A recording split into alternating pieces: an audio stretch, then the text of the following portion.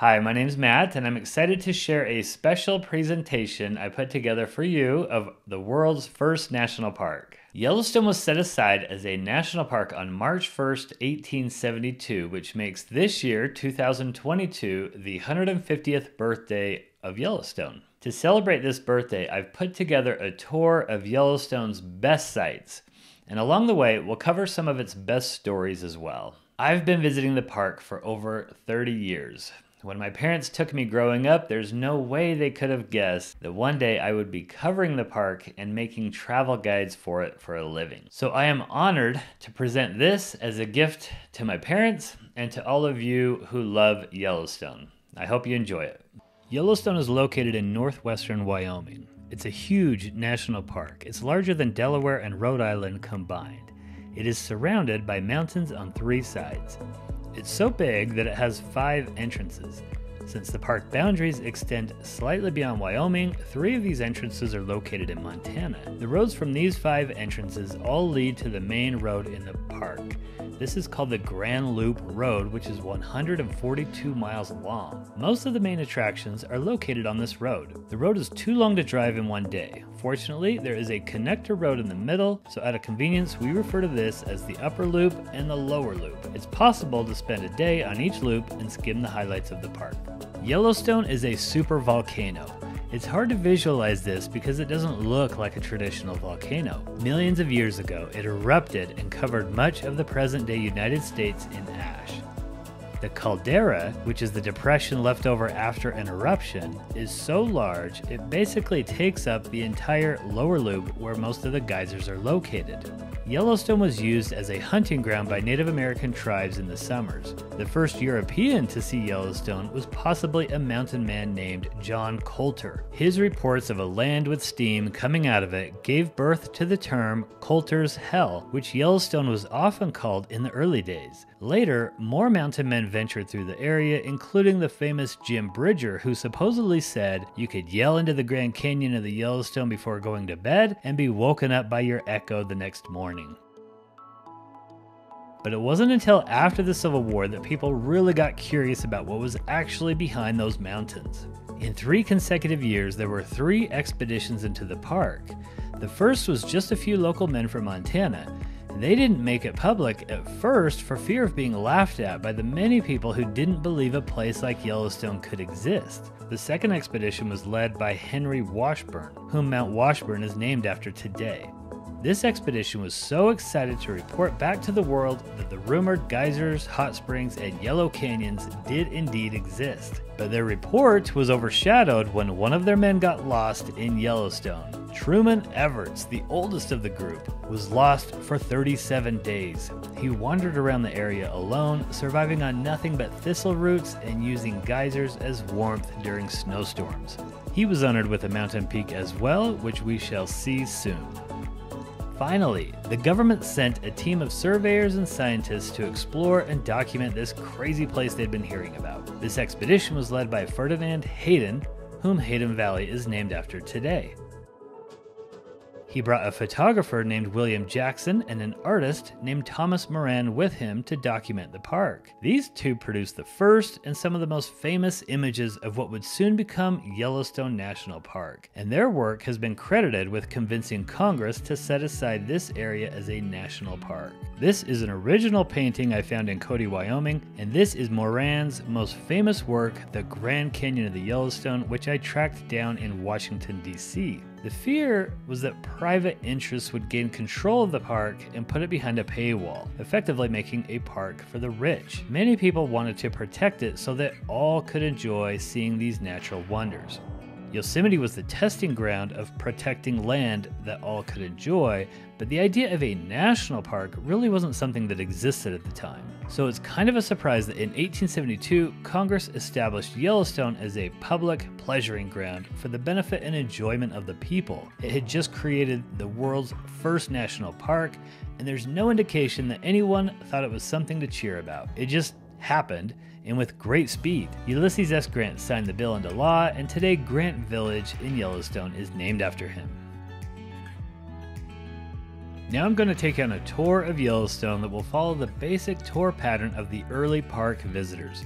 They started in Gardiner and ended at the Grand Canyon of the Yellowstone, but road construction has made visiting the northeast section easier today. So I'll start there, then pick up with those early tourists in Gardiner. The resort town of Red Lodge, Montana is the gateway to one of the most famous roads in America, the Beartooth Highway. Red Lodge was once a little mining town, but when the mines ran out, it needed something to keep the town going. So a road was built to connect Red Lodge with Yellowstone, bringing tourists through Red Lodge on the way in or out of the park. The road was no ordinary road. It took 5 years to build the Beartooth Highway, as it was called, and it travels 69 miles through the highest mountain peaks in Montana across a landscape carved by glaciers. The Beartooth takes its time, luring you into the depths like sirens on the ocean shore. Then come the rocky shores in the form of 4 intense switchbacks, climbing more than 5,000 feet in just 12 miles. The road then crosses into Wyoming, where there are more crazy switchbacks.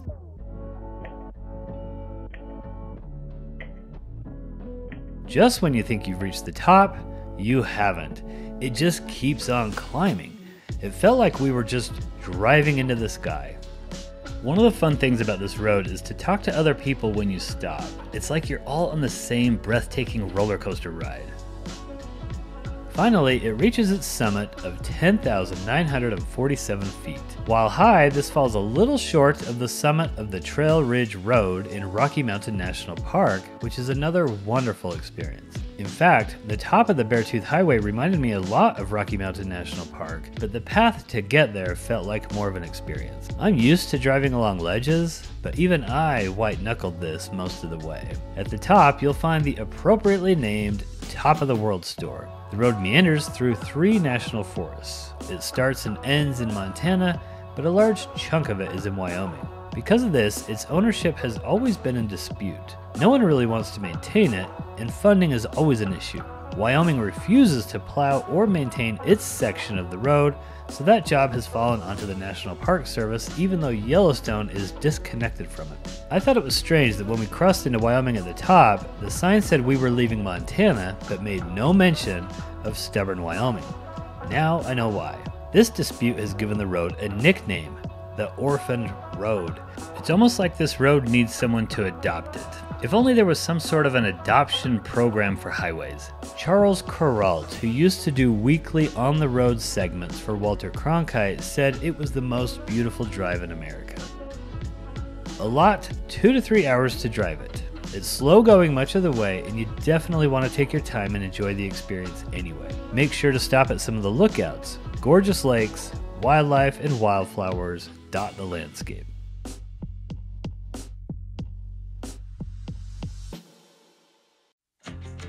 On the way down, the Beartooth re-enters Montana, ending its 69-mile route at Silvergate, Montana, a community so small it has been merged with Cooke City, and they still only have about 140 residents. This gorgeous community is the gateway to Yellowstone's northeast entrance.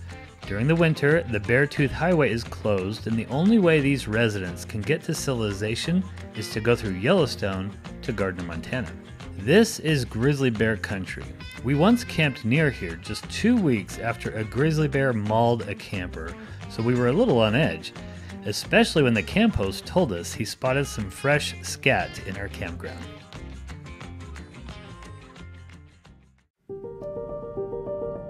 Cooke City-Silvergate literally borders the northeast entrance to Yellowstone. Driving through this entrance puts us in the famed Lamar Valley.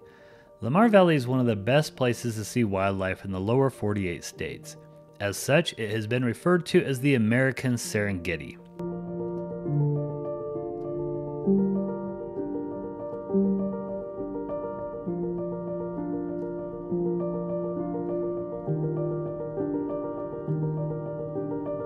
This morning, we're waking up at 4:30 in the morning to go wolf watching. But in Yellowstone, bison jams like this are common.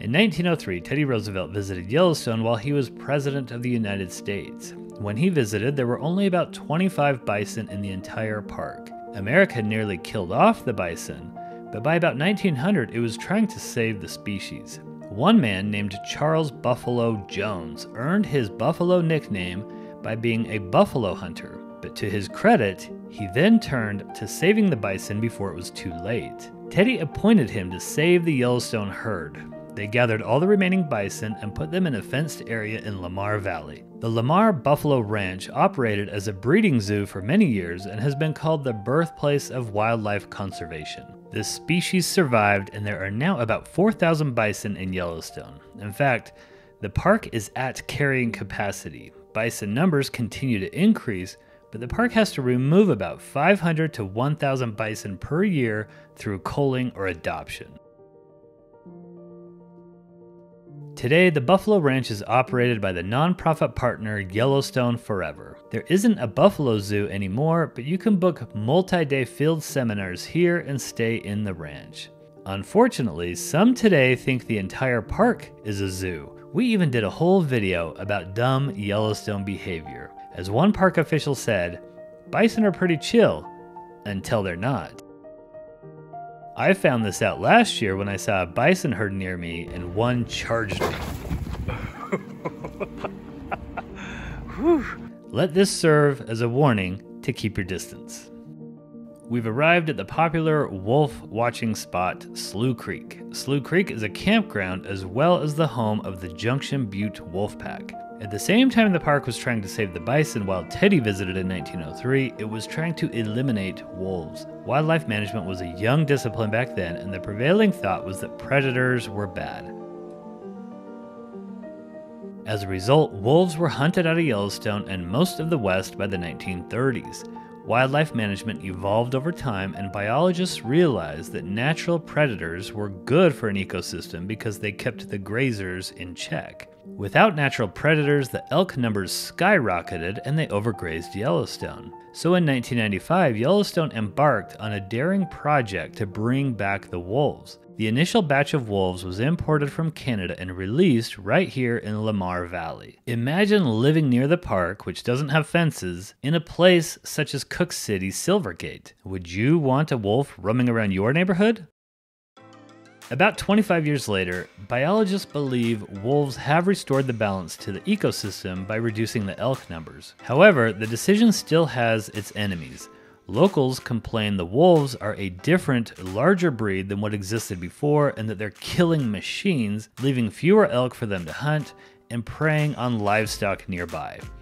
As a consolation prize, Montana and Wyoming have legalized wolf hunting, much to the dismay of people called wolf watchers. Wolf watchers come to Lamar Valley from all over the world because it's one of the best places to see them from the road. They get attached to these wolves, so much so that they know the wolf packs and their movements. They even give them names such as Spitfire. These wolves are tracked by the park using collars and by wolf watchers on websites. Entire books and documentaries have been dedicated to individual wolves. If you want to wolf watch, winter is the best time. In the summer, you may get lucky and see one up close, but generally, you'll need a scope. Binoculars just won't do. You can rent a scope from the general store in Cooke City if you can't buy one. If you're interested in finding wildlife at Yellowstone, check out the links in the description. You can book wildlife tours and learn more about the animals, or you can download my much more affordable game plan and audio tour. There's more to do in Lamar Valley. Trout Lake is a short hike that's steep at first, but then levels out. A short walk around the lake provides views of streams, birds, and wildflowers.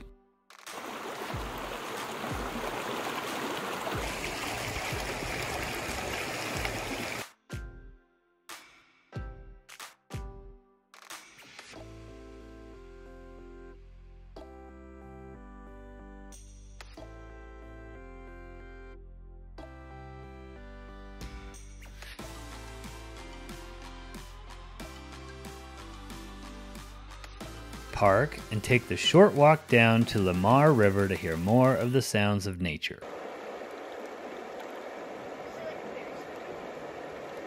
Every trip to Yellowstone is a new and different experience. You just never know what incredible things you'll see. This time, I saw park officials carting off an injured or dead bison. I'm assuming it was to protect the wolves and other animals who would soon come for a grand feast. And of course, everyone wants to see a bear. Unlike in the old days when people could feed the bears in Yellowstone, there's no guarantee you'll see a bear if you visit. But if you do see one, you can be sure there will be a crowd. If you do see one, consider yourself fortunate, especially if you're lucky enough to have it cross the road like happened to us in 2006. Geht wieder. Oh, noch ein kleines. Papa. On the other side of Lamar Valley is Roosevelt Lodge, named after Teddy Roosevelt, of course.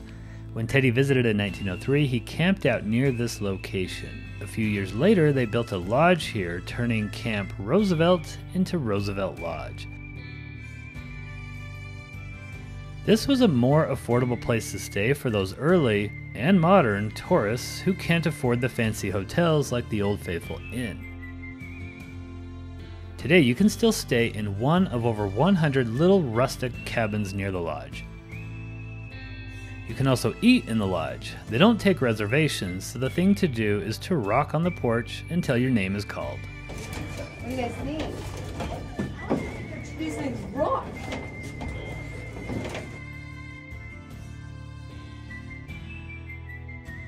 People usually say Yellowstone doesn't have good food, but we loved our meal.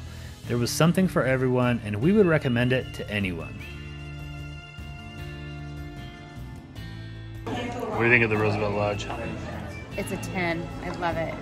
Really? Mm-hmm. Oh, wow. Food's good. It's such a nice atmosphere. They were so quick getting our food. An even better experience was the Roosevelt Old West Cookout. After spending the afternoon sightseeing, we ventured back to Roosevelt, this time to the nearby corral. After gathering for a little safety instruction, we board the Yellowstone wagons, which are reminiscent of the early Yellowstone wagons used to carry tourists around Yellowstone. Here's one of those early wagons I found in Cody, Wyoming this year.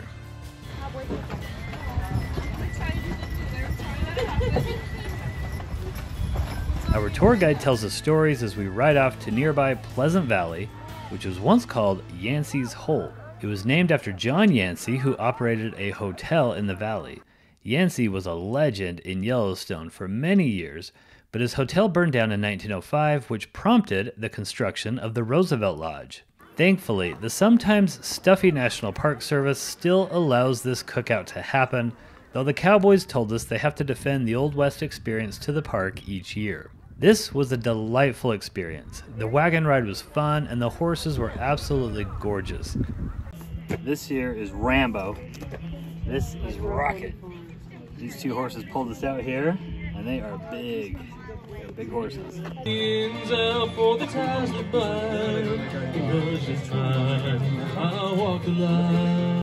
down the coast in 17 hours. Give me a book and dog with now. I'm home for a while. I can see my baby tonight.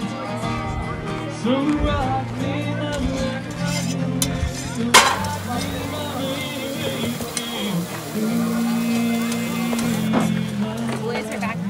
the workers really make the experience great.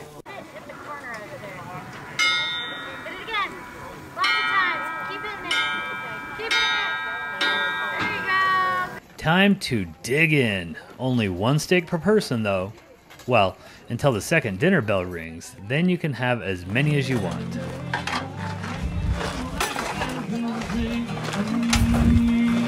I'm not a coffee drinker, but from what I hear, you must try the cowboy coffee.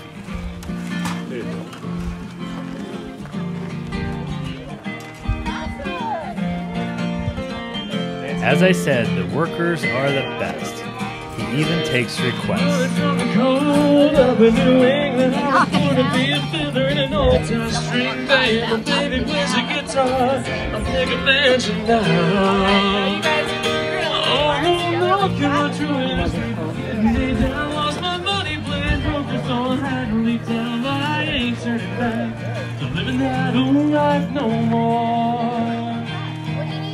Rock me, mama, like a wagon wheel. Rock me, mama, any way you feel. Hey.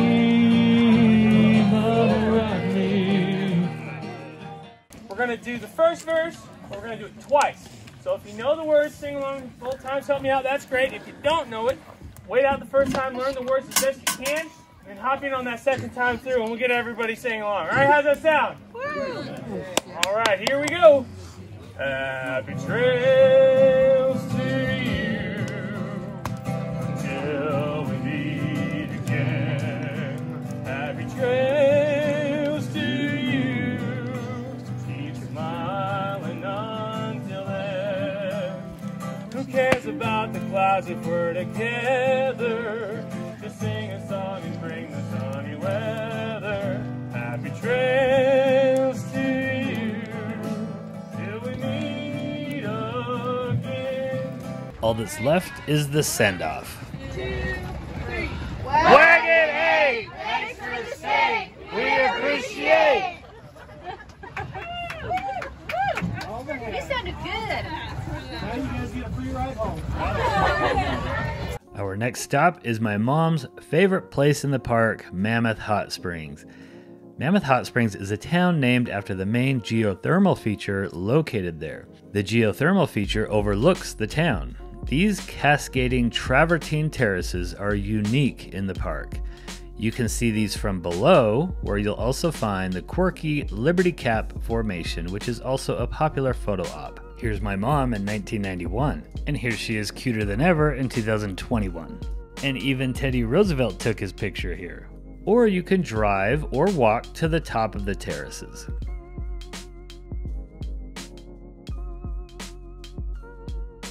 Here's two more cuties. From here you can look down upon the town as well as across the way at Mount Everts, which is named after the aforementioned Truman Everts, who was lost in Yellowstone for 37 days and survived by huddling up to some hot springs for warmth. Animals in Yellowstone often do the same. The Mammoth Hot Springs town is also the park headquarters. In the early days of the park, there was no park staff to enforce the rules against hunting, so they sent the U.S. Army to oversee and protect the park from poachers, which is also why there is a Fort Yellowstone here. Mammoth Hotel is located here as well. Imagine walking out of your hotel room in the morning and being surrounded by elk. This chill scene gets a little crazy in the fall during the elk mating season when the bulls assert their dominance by charging anyone and everyone who comes near, including cars. A few miles north is Gardiner, Montana, which is outside the park and literally touches borders with the park. Gardiner is a town of about 1,000 people, mostly dedicated to taking care of tourists. Popular activities include rafting on the Gardiner River, which flows north out of Yellowstone.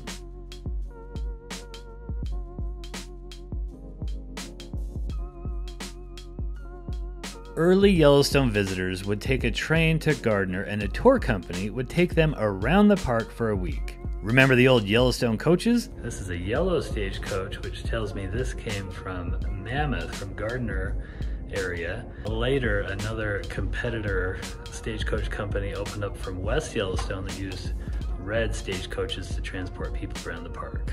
Visitors would hop on one of these and excitedly enter through this fancy arch as their official welcome to Yellowstone. This arch is called the Roosevelt Arch because when Teddy visited here in 1903, the arch was being constructed. He gave a speech from the half-completed arch, and it's been called the Roosevelt Arch ever since.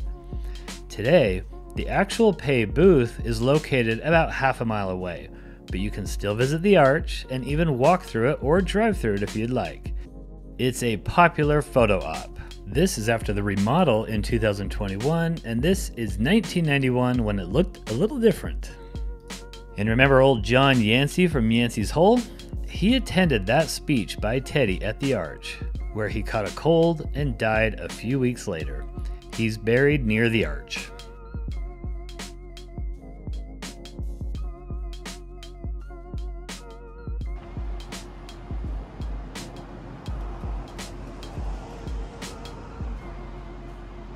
When those early visitors entered the park, one of the first things they did was ride on a rickety wooden bridge called the Golden Gate Bridge. Yep, Yellowstone has its own Golden Gate Bridge. This bridge was so rickety that many visitors wanted to give up on their dream of seeing Yellowstone and turn around. Today, we get to drive on a much more stable steel bridge. Stop at the waterfall to enjoy great views of the canyon.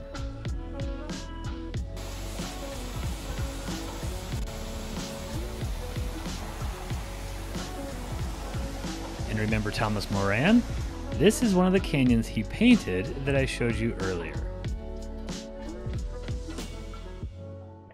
Early tourism to Yellowstone was a very orchestrated process. The railroads, the horse and carriage transportation companies, and the hotels inside the park were all silent partners who worked together to maintain a monopoly on Yellowstone tourism.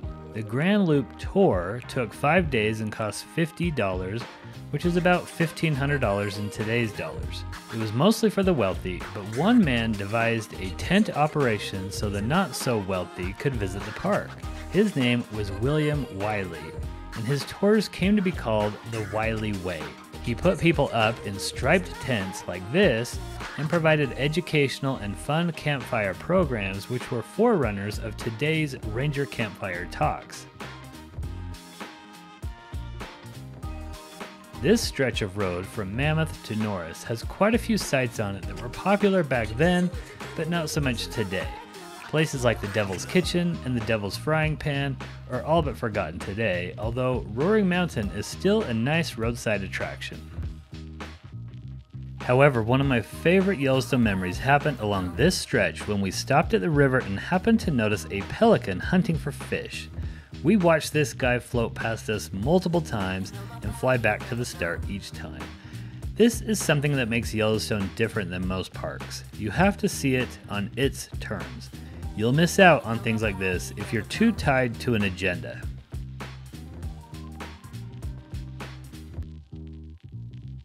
Our next stop is Norris Geyser Basin, a large and rather interesting geyser basin. Here, the heavily forested landscape gives way to a desolate wasteland.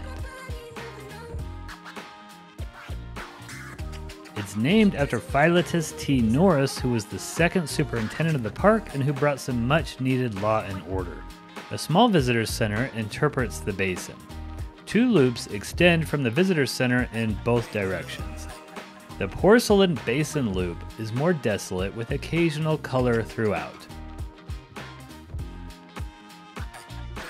For me, it's the desolation that makes it so interesting.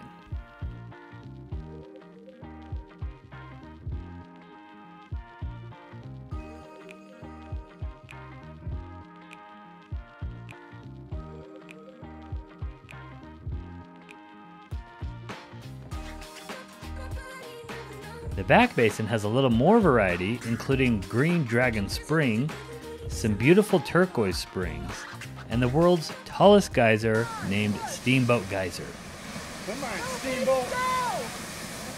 This crazy thing is an irregular performer. It has periods of dormancy, but over the last few years it went crazy, erupting every 5 days at times. Geyser gazers would wait around for hours or even days for it to explode over 300 feet high.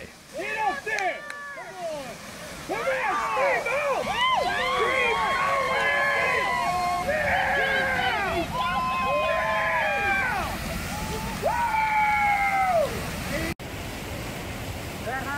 The changing nature of Steamboat is an example of how Yellowstone changes often. Many geysers that once played for early tourists have been replaced by a newer generation. This is Equinus Geyser.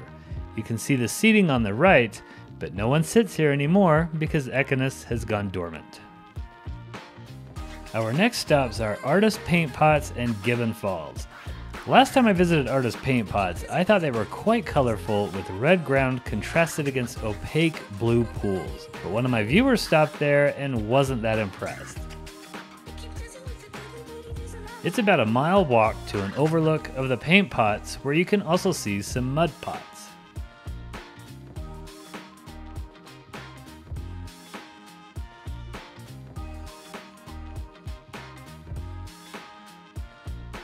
The Grand Loop Road will take you right by multiple waterfalls. One of my favorites is Gibbon Falls. Remember the caldera I mentioned earlier? This waterfall is on the edge of the top of the volcano.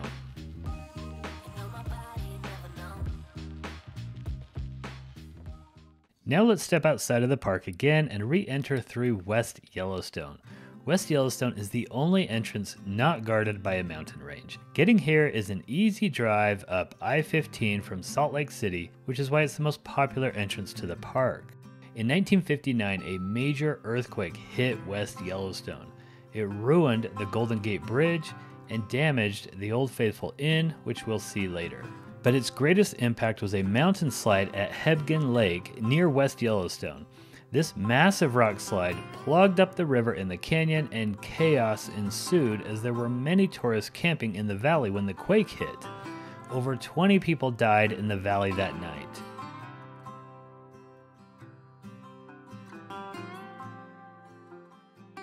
The landslide formed another lake, which was named Earthquake Lake. The events are memorialized with a visitor center near the Erie Lake, which still has trees from the canyon protruding out of the lake. Entering the park will put you in Madison Valley. Madison is an underrated place to view wildlife. We often see elk and bison here.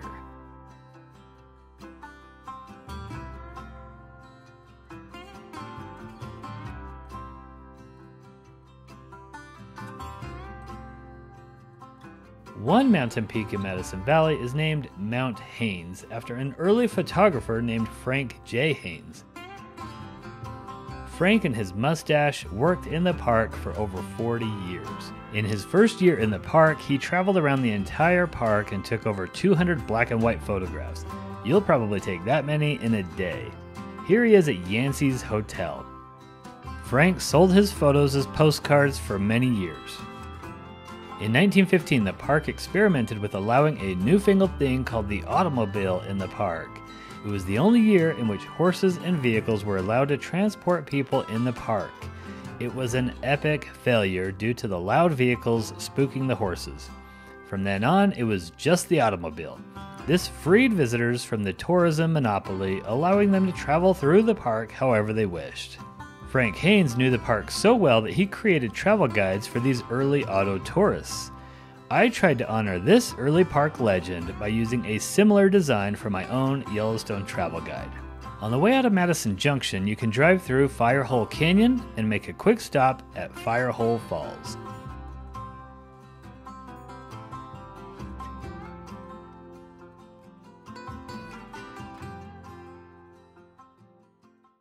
Up next are 3 geyser basins that are named for their elevation, not their direction. We'll start with Lower Geyser Basin. The defining feature of the Lower Geyser Basin is Great Fountain Geyser. This geyser erupts about once per day, and the eruptions last around an hour.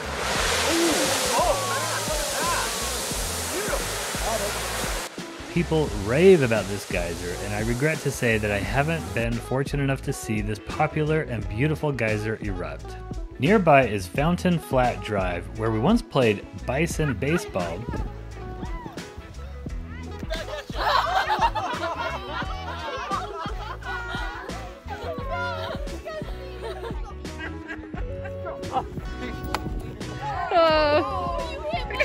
And built our own Fort Yellowstone. This area has a nice meadow with a nearby picnic spot named Nez Perce Picnic Area. This is so named because the Nez Perce Indians came through this area in 1877, 5 years after the park was created.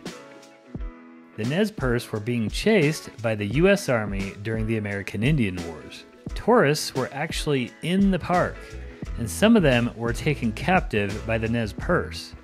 One of them was shot in the head and left for dead, but remarkably, he not only survived, but he crawled 4 miles back to this spot to get a drink of coffee he left on the fire. He was rescued by the army and survived. Today, a sign commemorates the events. Led by Chief Joseph, the Nez Perce made a daring escape out the east side of Yellowstone, and today, you can travel the same path on the Chief Joseph Highway. There used to be a huge hotel in the Lower Geyser Basin called Fountain Hotel. This was the first premier hotel in the park. Before the automobile, it wasn't feasible to haul garbage and food scraps out of the park regularly, so the hotel put it in a dumpster out back. That sounded pretty good to the bears, who started to raid the dumpsters for tasty food. So naturally, tourists started gathering around back to watch the bears feast. Soon the park decided to bring the bear feeding out into the open by creating public feeding grounds for the bears. People gathered in amphitheaters around these lunch counters, as they were called, to watch bears feast at set feeding times. This became the premier attraction in Yellowstone, with crowds similar to what Old Faithful receives today. So when visitors started arriving in the automobile, it was a short leap for them to just feed the bears from their cars.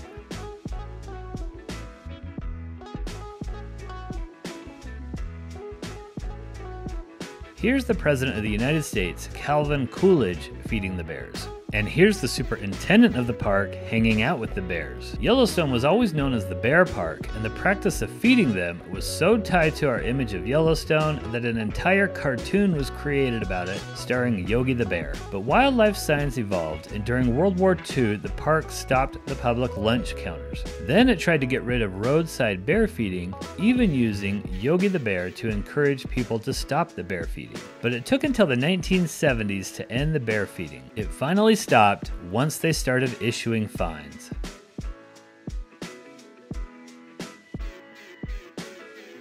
The Lower Geyser Basin also has the Fountain Paint Pots Trail. This trail contains the interesting Clepsydra Geyser. Remember the earthquake of 1959? Clepsydra Geyser started erupting after the earthquake, and it hasn't stopped since. It also contains the Fountain Geyser, not to be confused with the Great Fountain Geyser.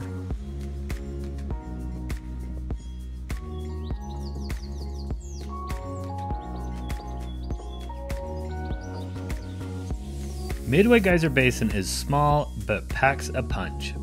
Park and walk across the Firehole River where you can see Excelsior Geyser dumping tons of boiling hot water into the river. A boardwalk will take you around the basin where you can see the fabulous Grand Prismatic Spring, one of the park's superstars.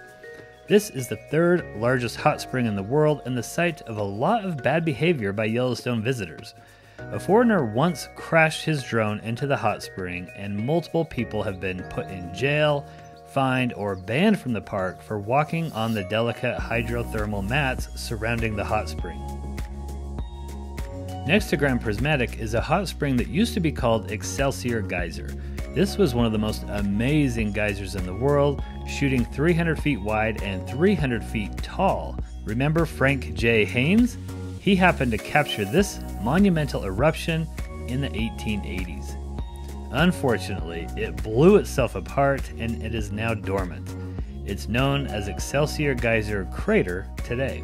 Recently, the park built a pathway to an overlook of Grand Prismatic Spring where you can see it in all its colorful glory.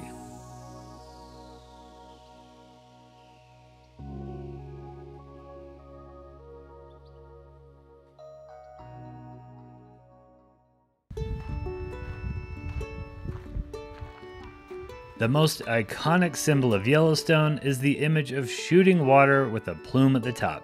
Everyone knows about Old Faithful. We've been visiting Old Faithful for years. Here we are in 1991.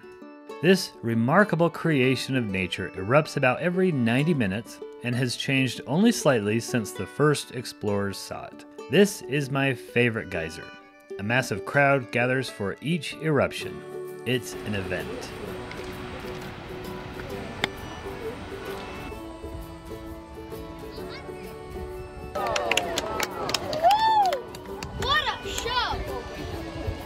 Here again, something compels people to do dumb things at Old Faithful. Multiple people in the 1920s sustained injuries from sticking their heads into Old Faithful. Today, people still stick their heads into the famous geyser as well as pee into it. The difference is it gets caught on camera today. Nearby, the Old Faithful Inn has a deck and chairs from which you can watch the famous eruption. It even used to shine a light on the geysers so tourists could watch it at night. The Old Faithful Inn is a massive structure that's over 100 years old. It has been called the largest log cabin in the world. It survived the Hebgen earthquake of 1959, as well as the famous fires of 1988, the summer when Yellowstone burned. These famous fires burned about a third of the park, most of which is forested land. The fires were somewhat controversial at the time because of the park's new policy to let natural fires burn. Some scolded the park superintendent, comparing him to Nero playing his fiddle while Rome burned. The superintendent, Bob Barbie, who was called Barbecue Bob by some, was pressured into fighting the fires. But thousands of firefighting personnel did virtually nothing to stop the fires, which were eventually put out by a quarter-inch of snow in September. The Yellowstone fires did much to increase our understanding of the importance of fires in an ecosystem. Ron Barbie has been vindicated in his decision to let it burn, as they said. The Upper Geyser Basin is the largest geyser basin on Earth, and there's a lot more to see here than just Old Faithful. Grand Geyser is slightly taller than Old Faithful, and Grotto Geyser always seems to be belching out water. Riverside is one of the favorites as it shoots into the river. And Morning Glory is a gorgeous deep blue hot spring whose colors were once even more vivid, but were ruined by people throwing coins and other trash into the hot spring. The Upper Geyser Basin is so big it has two sub-basins within it. Biscuit Basin's ground was once lined with formations that looked like biscuits, but these biscuits were blasted into the river by that earthquake of 1959. And Black Sand Basin is an underrated little spot with a river, hillside views, and a constant performer in Cliff Geyser.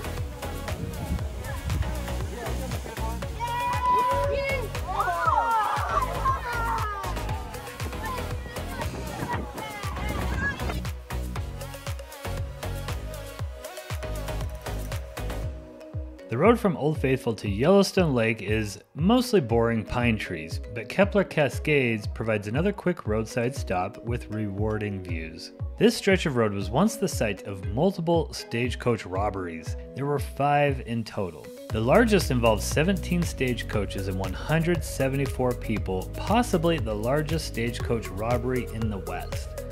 Imagine being involved in a robbery like that. Some of the tourists were furious, and some thought it was quite a memorable experience and couldn't stop talking about it the rest of their trip. Now we're going to leave the park again to enter it from the south entrance. You must enter the south entrance through Grand Teton National Park. While Yellowstone only took about a year to become a national park, Grand Teton was very different. Initially, the mighty Tetons were considered for inclusion with Yellowstone, but there was a lot of politics involved, and Grand Teton National Park was formed in sections over a period of about 50 years. Driving in from Teton, you'll pass Coulter Bay at Jackson Lake. After entering the park, you're greeted by Lewis Falls, a nice little roadside attraction. West Thumb is one of the more popular geyser areas in the park. It sits right on the shores of Yellowstone Lake and has multiple deep blue hot springs that just seem to keep going into the ground. There are even some geysers in the lake. The old story is that fishermen would catch a fish, boil it in the hot spring, and pull it out ready to eat. Recently, 3 men tried boiling chicken in some hot springs, for which they were fined and banned. West Thumb was the site of a crazy scene in which one early tourist fell into a hot spring. He was able to back out of it, but fell backwards into a neighboring hot spring. He pulled himself out a second time, only to fall face first into the first hot spring. He was one of 22 people who have died in Yellowstone's hot springs.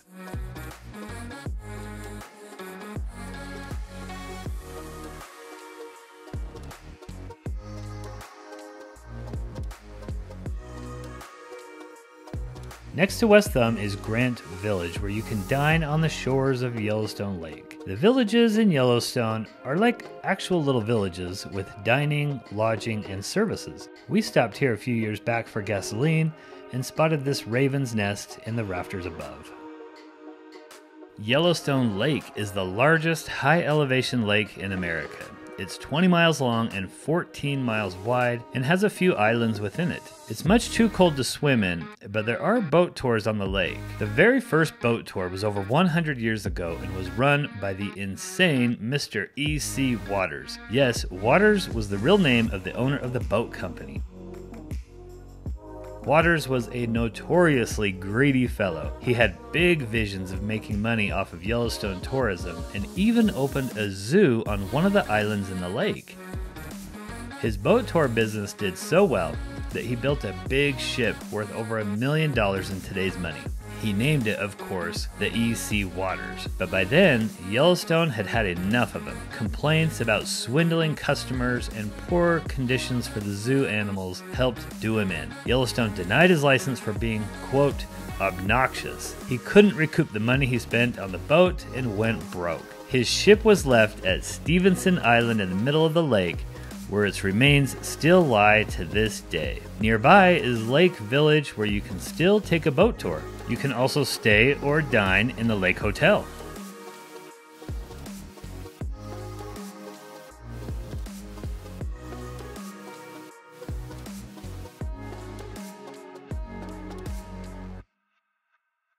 Now we're going out of the park the last time, and we will re-enter through the east entrance before finishing our epic whirlwind tour of Wonderland.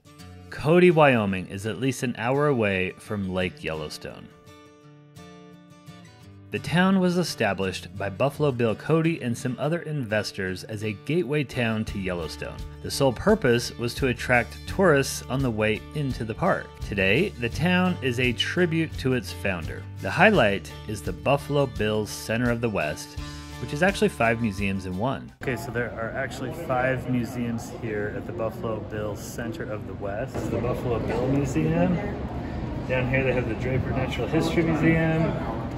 Up here, the Plains Indian Museum, Whitney Western Art, and Cody Firearms Museum for the gun lovers. This museum is so impressive, it's a 2-day experience. Next to Grand Teton, it's the best gateway experience for Yellowstone, so it's worth spending a few minutes on it. The Buffalo Bill Museum is all about Buffalo Bill's life and his Wild West show, which included a reenactment of the Deadwood Stagecoach Robbery, with this incredible authentic stagecoach. The Plains Indian Museum's centerpiece is this fabulous authentic buffalo hide teepee, one of only a few left in the world. I loved the Whitney Western Art Museum, which has artwork from famous Western artists such as Charlie Russell and George Catlin. The famously thought-provoking Madonna of the Prairie is on display here, as well as Teddy Roosevelt and Buffalo Bill.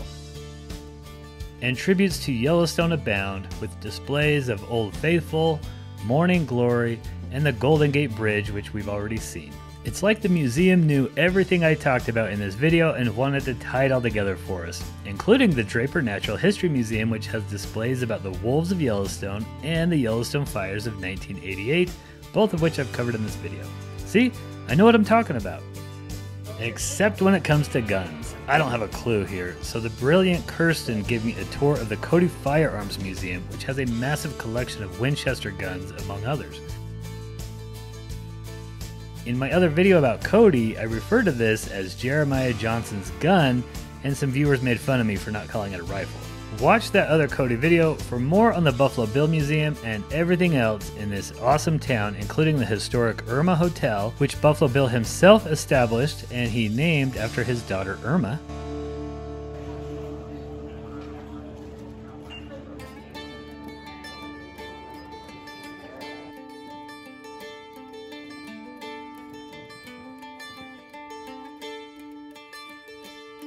And Old Trail Town, which is a collection of authentic Old West buildings that have been moved to one location for display.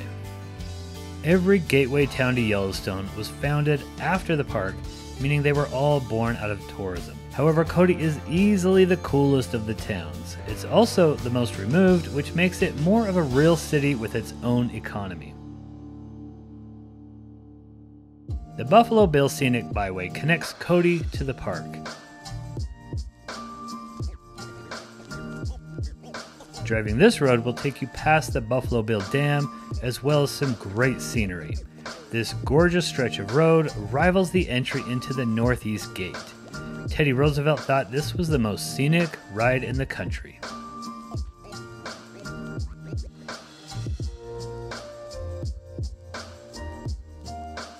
The Buffalo Bill Scenic Byway ends at Fishing Bridge. This used to be a popular spot to fish, but now it's not allowed. It's still a fun stop to check out the lake from which the Yellowstone River departs. We're going to follow the Yellowstone River as we journey through Hayden Valley and watch it tumble off of 2 waterfalls. But first, let's make a brief stop at Mud Volcano. Most people don't like these as much as the gorgeous blue hot springs for obvious reasons. Also, they stink like rotten eggs. Okay, this is the Mud Volcano area. If you walk up that boardwalk, you get to Dragon's Mouth. You can see it's just a very stinky, desolate little area here with mud pots and fumaroles and stuff. Here we see that the bison have also been taught to stay on the boardwalks. Okay, we got 2 bison up there. Hey guys, and one right here. Hey Bob. Look, there's like a big old crowd watching, just hoping for that buffalo to attack. Okay, oh my gosh. Oh my gosh. Oh wow. Even if there's not an attack, it's fun to watch people hightail it out of there. The mentality is basically that you don't need to outrun the animal, you just need to outrun the person next to you. These visitors obviously did not see the visitor center display urging us to safely snap a selfie with Billy the bison, not actual bison. Billy must be Bernie's dad. Here's the dragon's mouth, which smells like a dragon's breath. At least, I'm assuming a dragon has bad breath. I've never actually run into one. Now we've seen the 5 geothermal features in the park. Mammoth's travertine terraces, hot springs, mud pots, geysers, and steam vents. Hayden Valley is the other famous valley in Yellowstone. We've seen grizzlies, wolves, and bison here, and more strange Yellowstone behavior.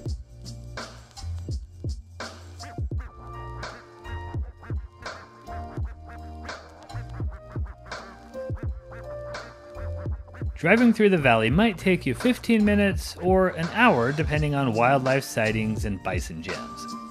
My mom always refers to them as inconsiderate buffalo. They just don't care about you or your schedule, so deal with it. What a bot! Just don't get out of your car and challenge them to a fight like this lunatic.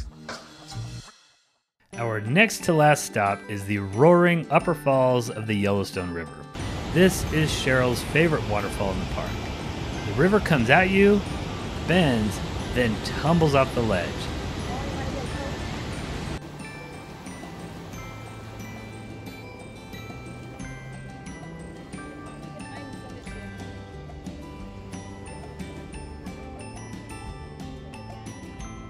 It's not the tallest, but it's the most vibrant waterfall in the park.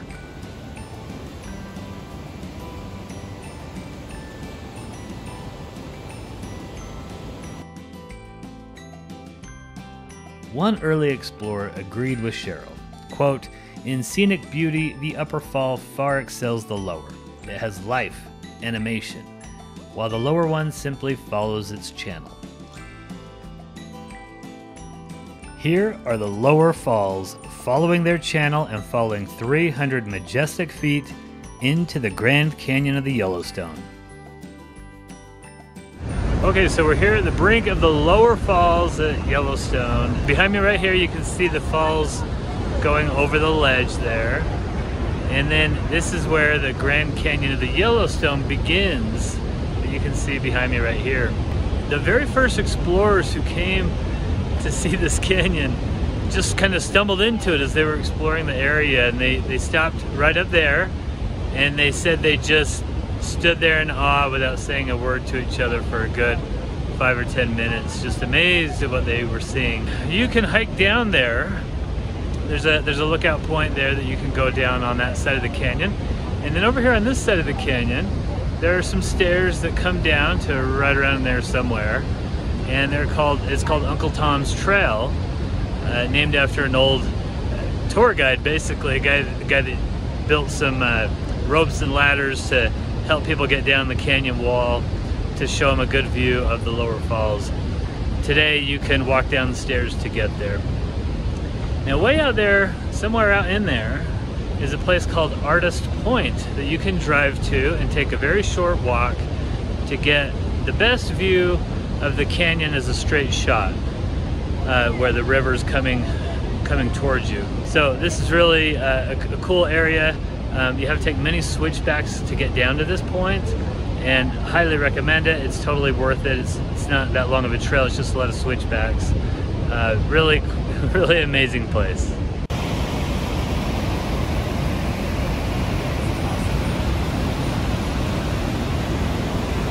The Grand Canyon of the Yellowstone is not the deepest canyon in the West, nor the longest. It's about 1,000 feet deep, and the most visually appealing section is about 2 miles. But it's got yellow walls with red tinting, and it just seems to capture people's imaginations. When I was last there was a rainbow nearby, prompting one lady to say, "God is just showing off today." One of my viewers told me he couldn't get that yellow canyon out of his head, and he had to get back to see it. The Grand Canyon of the Yellowstone was the final stop for those early tourists on their week-long tour of Yellowstone, and it served as a grand finale. That was no accident. The Park Service has long blended function with art when it comes to building roads in its parks. Their goal is to show off the park, saving the best for last if possible. And so I've done the same. This concludes our epic tour of Yellowstone. I hope you enjoyed your tour. Tips are appreciated.